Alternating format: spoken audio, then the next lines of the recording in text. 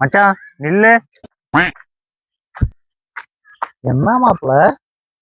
மாப்பிள அப்படி என்னடா யோசனை பண்ணிட்டு வர? நாளைக்கே செவ்வாய்க்கு போற மாதிரி. மச்சான் இந்த கதையை கேளு. வீட்டுக்கு போனேன். பொண்டாட்டி இருந்தா. அவங்கள நான் பார்க்க, அவ என்ன பார்க்க. சரி. மாப்பிள ஒரு கல்யாணம் பண்ணா ஒரு பொண்டாட்டி தானே கூட வருவா.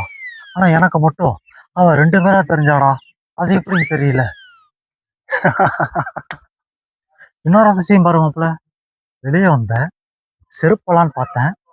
இதே மாதிரி செருப்பு இன்னொரு ஜோடி இருக்குடா.